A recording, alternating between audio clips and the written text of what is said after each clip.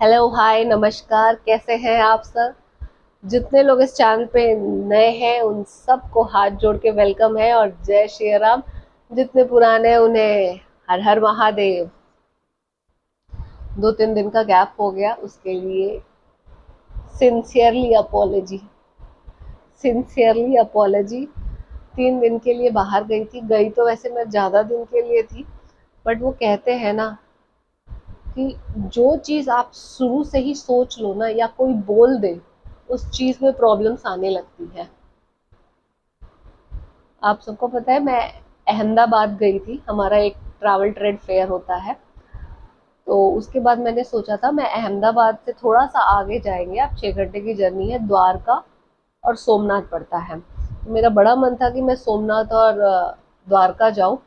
But मैं जिसके साथ जाने वाली थी, जो मेरे कलीग्स थे, उन्होंने कहा कि अरे मैडम वहाँ पे तो बाढ़ आई हुई है, बारिश हो रही है बहुत ज़्यादा। मैंने कहा अरे नहीं नहीं, देखा जाएगा जो होगा। ऐसे बोल के हम आगे बढ़े, चलो ठीक है, बुकिंग वुकिंग कर ली। फिर मैंने अहमदाबाद के अपने एक फ्रेंड से पूछा कि ऐसा सच में हो रहा है। उसने बोला नहीं नहीं, सब कुछ सही है। मैंने कहा ठीक है। फिर सडनली मेरे सामने एक वीडियो पॉपअप हो गया, बाढ़ इन सोमनाथ। फिर भी मैंने नहीं नहीं, कुछ नहीं होगा, सब अच्छा होगा, विश्वास है मुझे पूरा, करके पहुंच गई। ठीक है। वहां पहुंची तो मेरा बेटा अपने नानी नाना के साथ रहता है, जब भी मैं बाहर जाती हूँ तो उसकी तबीयत खराब हो गई। उसकी तबीयत खराब हो गई और मेरे घर वालों ने बोला कि तुम आ जाओ, हम मैनेज नहीं कर पाएंगे। मैंने कहा यार मेरे लिए आना भी मुश्किल है क्योंकि मेरा काम चल रहा है, और आप सबको पता है मेरा प्रोजेक्ट अभी लॉन्च हुआ है, तो उसकी अभी मार्केटिंग करना बहुत इम्पोर्टेंट है मेरे लिए। बट मैंने कहा आप मैनेज करिए, अगर नहीं होता फिर देखती हूँ मैं क्या होता है। 2 दिन बाद फिर फोन आया कि नहीं, तुम देख लो, मम्मी की भी तबीयत खराब हो गई है, बच्चा भी है, मैनेज नहीं हो पा रहा है। और फिर मुझे वापस आना पड़ा वाराणसी। मेरा सोमनाथ और द्वारका का प्लान कैंसिल हो गया। अब उससे मैं दो कॉन्ट्राडिक्शन में थी। पहले कॉन्ट्राडिक्शन कि क्या ये मेरा सच में स्ट्रगल चल रहा था। तो कहते हैं ना, जब भगवान आपको अपने पास बुलाते हैं तो वो आपकी परीक्षाएं लेने लगते हैं। तो क्या ये मेरी परीक्षा चल रही थी, या सच में वहाँ कोई प्रॉब्लम होने वाली थी जो मुझे बार बार यूनिवर्स इशारा कर रहा था कि तू मत जा। इस कॉन्ट्राडिक्शन में वापस तो आ गई, लेकिन अभी तक मुझे उसका आंसर नहीं मिला कि रियल में वो मेरी परीक्षा चल रही थी या रियल में यूनिवर्स चाह रहा था कि मैं अभी वहां पे ट्रैवल ना करूं। अब ये तो पता चलेगा तो आगे की वीडियो में बताऊंगी।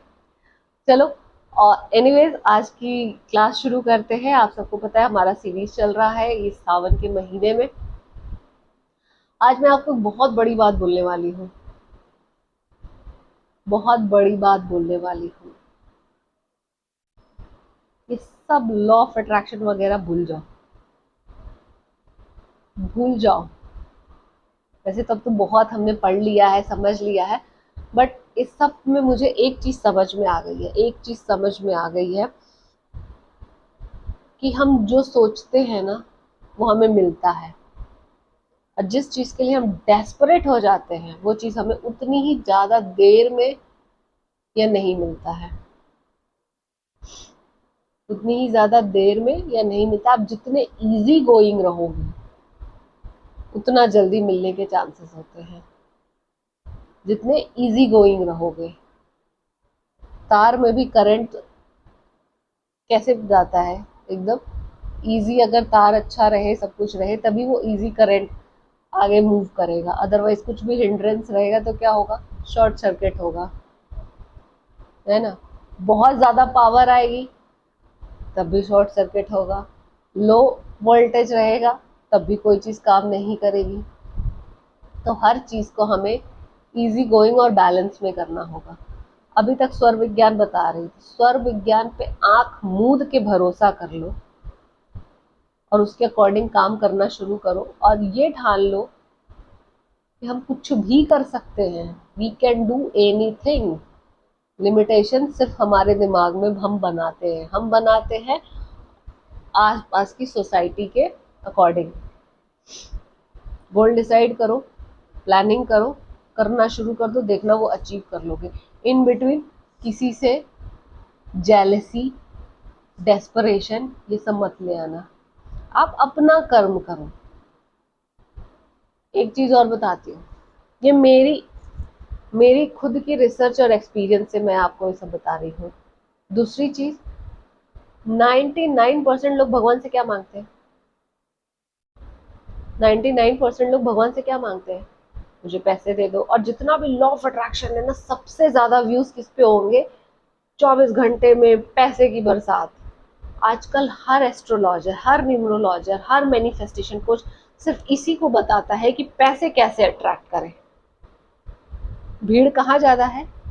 पैसे अट्रैक्ट करने वाले रास्ते पे। आपको क्या करना है? उल्टा करना है।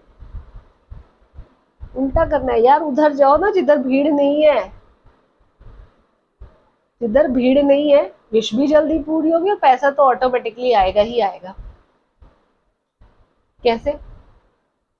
कैसे? अगर टीचर हो तो ये मत बोलो कि मैं पैसा मेरे पास आए, ये बोलो मैं इतना अच्छा पढ़ाऊं कि हर बच्चा मेरी क्लास में टॉप करे। सुपर 30। सुपर 30 क्या हुआ? हर बच्चे का आईटी में एडमिशन हुआ और आज की डेट में वो सर कहाँ पे है? उन्होंने पैसा नहीं अट्रैक्ट किया, उन्होंने सिर्फ ये अट्रैक्ट किया था कि मैं हर बच्चे का वो सिलेक्शन हो, इतना अच्छा पढ़ाऊं। दूसरी चीज, जो काम कर रहे हो ना उस चीज में ये अट्रैक्ट करो कि मैं इतना अच्छा करूं कि ये चीज हो जाए। मैंने आपको टीचर का एग्जांपल दे दिया। अगर आप कोई डॉक्टर हो, कोई डॉक्टर हो तो उसके लिए बोलो कि भाई मैं इतनी अच्छी ट्रीटमेंट लोगों को दूं, इतनी अच्छी सर्विस दूं कि लोगों को कम दवाई खाना पड़े और बहुत क्विकली ठीक हो जाए। तो क्या होगा? कम दवाई दोगे और बहुत जल्दी ठीक हो जाएंगे तो लोग वर्ड ऑफ माउथ आपका ही रेफरेंस देंगे कि भाई उस डॉक्टर के पास जाओ, वो बहुत ही कम दवाई देता है और इतनी इफेक्टिव देता है कि तुरंत ठीक हो जाते हैं। लाइन लगने लगेगी। तो 99% लोग सिर्फ पैसा अट्रैक्ट कर रहे हैं, आप वो अट्रैक्ट करो। आप वो भगवान से मांगो जो आप कर्म कर रहे हो कि मैं इस चीज में इतना अच्छा करूं। अगर आप एक माली भी हो ना, तो ये बोलो कि मैं इतने अच्छी गार्डनिंग करूं, इतने अच्छे फूल लगाऊं कि मैं जहां भी लगाऊं वहां पे देखने की सुंदरता बन जाए और आपको राष्ट्रपति भवन से कॉल आ जाए कि भाई उस माली को बुलाओ, हमारे यहाँ फ्लावर एग्जीबिशन होने वाला है। समझ में आ गया? आपका कर्म बोलता है, कर्मास बेस्ट करो। जब आपके कर्मास बेस्ट हो जाएंगे,